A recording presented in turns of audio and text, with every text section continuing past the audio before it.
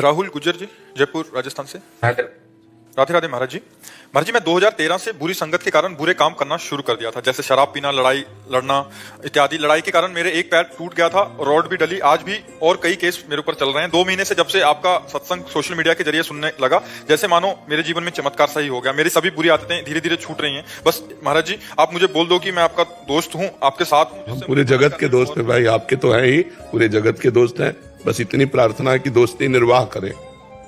जब अच्छे कामों की तरफ कदम बढ़ाया तो बुरे कामों को अब दोबारा ना करें, जो जीवन में करते रहे। प्रण दें, नियम पूर्वक गंदे आचरणों का त्याग कर दें। जो कदम हम अच्छे मार्ग में चलाया, तो इसमें भी आपको दोस्त मिलेंगे घसीट कर बुरे कार्यों की तरफ ले जाने वाले। तो बुरे कार्यों को हम दोबारा ना करें। अब लो नशानी, अब ना नशे हो। आज तक गलती की, अब नहीं करूंगा, ये तभी हो सकता है जब नाम जप होगा। करते हो? हाँ, कोई अब नशा तो कोई नहीं करते। बहुत अच्छे, बहुत अच्छे। जो पुरानी गलतियां हुई हैं उनका प्रायश्चित नाम जप में ही सब हो जाएगा। नाम जप ही सारे पापों को नष्ट कर देगा, और जो सांसारिक फंसाव फंस गए धीरे धीरे छूट जाएंगे। नाम जप करते रहो, भगवान बड़े करुणामय हैं। हम भगवान के सामने तो बच्चे ही है ना, और बच्चों से गलती होती है और पिता क्षमा ही करता है। तो हम सर्व पापेभ्यो मोक्षयिष्यामि मा शुचा, भगवान कहते हैं। तो हमें भगवान का भरोसा रखना चाहिए और नाम जप करना चाहिए, और बुरा कर्म अब नहीं करना चाहिए, इससे डरना चाहिए। वो आप करके देख लिए, क्या शांति मिला, क्या शांति मिला। एक बेवकूफी। महाराज जी, आपकी वजह से ही तो जिस समय कभी लठ चलाए में हाथ तो हाथों से मारा पकड़ दिया। हाँ बिल्कुल। क्या पहले बहुत गुंडागर्दी किया है? हाँ हाँ, ये तो मार्ग है। अब अगर गलत मार्ग हो गया तो कोई भी गलत मार्ग में जितने आचरण हो सब आ जाएंगे, राक्षसी प्रवृत्ति आ जाएगी। और वही जब साधुता का मार्ग स्वीकार कर लेगा तो उसका अलग मार्ग हो जाता है। ये तो बड़ी कृपा है जो इन्होंने सुनकर अपने जीवन को बदलना शुरू कर दिया। महाराज जी, एक और समाधान चाहिए था। जैसे इस मार्ग पे आ गए, अगर यहाँ चलते चलते काफी समय हो गया और फिर वहां का संग प्रबल हो गया, तो फिर से जा सकते? फिर हाँ, जा सकते। ऐसा संभव है महाराज जी? संभव नहीं, ऐसा 100% है, 99 नहीं, ऐसा 100% है। तो इसका मतलब संग भी छोड़ना पड़ेगा? हाँ, संग, हरकत छोड़नी पड़ेगी। जो हरकतें हमको गिराती रही उनसे हमें बचना पड़ेगा। जब चिंतामणि वैश्या ने देखा कि बिल्व मंगल पूरा आसक्त हो गया है, अब उसके पास कोई संपत्ति नहीं बची, तो उसने धक्का बता दिया, धक्का मार के निकलवा दिया। और वो जी जान अर्पित किए हुए था बिल्व मंगल चिंतामणि पर। अब जिसे इतना समर्पित कि अपने ऐश्वर्य संपत्ति सब ला के दे दिया। वो वैश्या संपत्ति की होती है, अब संपत्ति रह नहीं गई, और आसक्ति इतनी प्रबल, तो कोई पत्नी थोड़ी कि तुम्हारा निर्वाह करेगी, धक्का मार के निकाल दिया। जब कोई रास्ता नहीं रहता तो भगवान का रास्ता एक खुलता है। हृदय जब संसार से चोट खाता है तो उसे शीतलता भगवान के चरणों में मिलती है। तो किसी संत के संग से वो वैष्णव बन गए। कंठी तिलक माला और भजन, 1 वर्ष उनके आश्रम में रहे, पूरी शांति मिली, श्री कृष्ण मंत्र मिला। उनको लगा भजन ही करना है तो वृंदावन चल के भजन करें, भगवान के धाम में जीवन अर्पित करके वहीं भजन करें। अब वो रास्ते में चले तो एक देवालय था, सरोवर था, तो सोचा आज रात्रि यहां रुक लेते हैं। तो रुके, सुबह देखा तो बहुत सी लड़कियां, नौबधुएं देवता का पूजन करने के लिए भगवान की आई। उनमें से एक की मुखाकृति ठीक चिंतामणि जैसी थी। वो आदमी बिगड़ सकता है, इसकी बात जो ही देखा, बस हाँ चिंतामणि। अब फिर भूल गए कि हम बाबा जी बन चुके हैं, हम भगवान का नाम ले लिए हैं।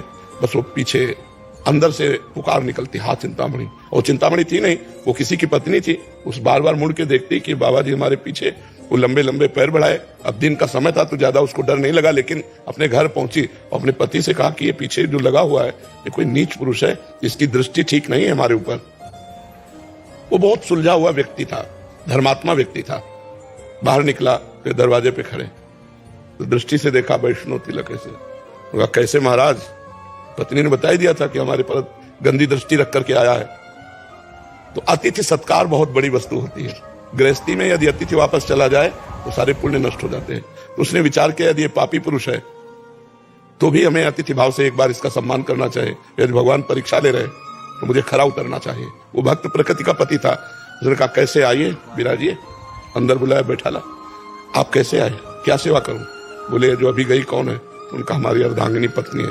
बोले एक बार भर नेत्र देखना चाहता हूं। बोले अवश्य अवश्य, ये आपकी मांग है तो मैं अवश्य पूर्ति कर। अपनी पत्नी से कहा आओ और इसके सामने खड़ी हो जाओ, और जब तक ये देख करके ये न कह दे जाओ तब तक खड़ी रहो।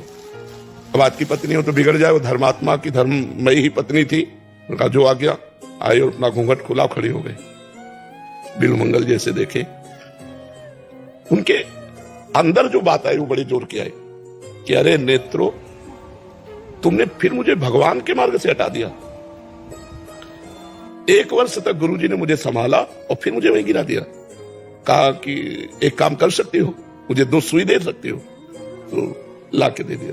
तो उनका हे भगवान, जिन नेत्रों ने मुझे आपके मार्ग से हटाया, आज के बाद ये संसार नहीं देख पाएंगे। और आंख फोड़ ली और चल पड़े।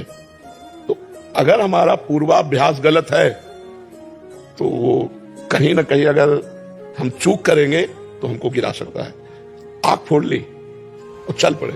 तो रास्ते में भगवान उनको पकड़ लिया और वृंदावन लाए, और इतने बड़े महापुरुष हुए कि उन्हें बिल्वमंगलाचार्य कहा गया। तो हमारी जो गलत आदतें हैं, अगर हम अच्छे मार्ग में चल रहे हैं और हमको गलत संयोग मिल जाए तो भ्रष्ट होने में देर नहीं लगेगा, फिर वो भ्रष्ट हो सकता है। इसीलिए जैसे हाथ टूट जाए तो वहां से कमजोर तो हो ही जाता है ना, और जब पुरवैया की हवा चलेगी तो दर्द भी करेगा। तो ऐसे ही जो हमारे बुरे आचरण है, वो संस्कार तो अंदर हैं। जहां अच्छे आचरणों की तरफ चले, बुरे आचरण वाला मिल गया तो संस्कार जागृत हो सकते हैं। यदि बहुत काल तक गलत मार्ग में नहीं गए तो संस्कार भस्म हो जाएंगे, फिर गुंजाइश नहीं रह जाएगी। फिर गुंजाइश है, अभी क्या है, गुंजाइश है, मोड़ तुरंत हो सकता है, 1-2 साल में मोड़ हो सकता है। और अगर हम निपट गए, निकल गए, तो फिर लंबे समय तक अगर हम पवित्र रहे तो फिर मन करे नहीं, अब नहीं, अब लो नशानी अपना नसीब। ऐसा महाराज जी, इसमें एक समाधान, काफी साधकों के ऐसे प्रश्न आते हैं कि जैसे कृपा करके गुरु कृपा हुई, श्री जी की कृपा हुई, इस मार्ग मिला महाराज जी, हमें तो पता ही नहीं था उस मार्ग में, तो 1 साल बाद 2 साल बाद फिर संसार की ओर एकदम इसमें प्रभु फिर खींचते हैं क्या महाराज जी, या प्रभु का क्या इसमें महाराज जी? नहीं, एक बार तो भगवान की कृपा जीव पर होती है कि असत मार्ग से हटा दिया, फिर भगवान छोड़ देते हैं। अब तुम चलो, सतमार्ग में चलो या असत मार्ग में चलो, दोनों की तरफ छूट दे देते हैं। तो जीव का स्वभाव है, अगर वो सतमार्ग में आया, उनके नियमों का पालन न किया, जैसे घर छोड़कर बाबा जी बना, तो उसका नियम है कि अपने घर वालों से संपर्क मत रखो। उसका नियम है कि गुरु आज्ञा जो हो रही है उसका पालन करो।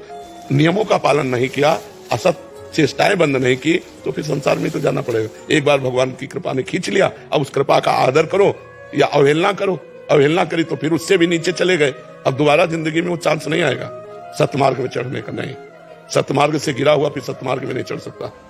यदि वहीं गिरा पड़ा रहे जहां गिरा है तो फिर हाँ, फिर हरि गुरु संभाल लेंगे। लेकिन हरि गुरु को छोड़ करके और संसार में जाके फिर शादी ब्याह ऐसा, फिर वो सोचे कि हम वृंदावन बाबा जी भजन, कभी नहीं। कृपा एकदम चलाई थी, उन्होंने अवहेलना कर दी, फिर नीचे गिर गए, फिर नहीं उठ पाए। अब जैसे गिरे और वही है तो संभल गए। और जो चले गए महाराज जी, उनका कभी कल्याण होगा क्या?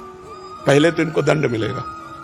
जैसे एक बार कोई कह दे कि मैं संन्यास लूंगा और संन्यास न ले तो उसे नरक की प्राप्ति होगी, और संन्यास लेकर फिर गृहस्थी में चला गया तब तो और से एक बार पहले दंड भोगेंगे।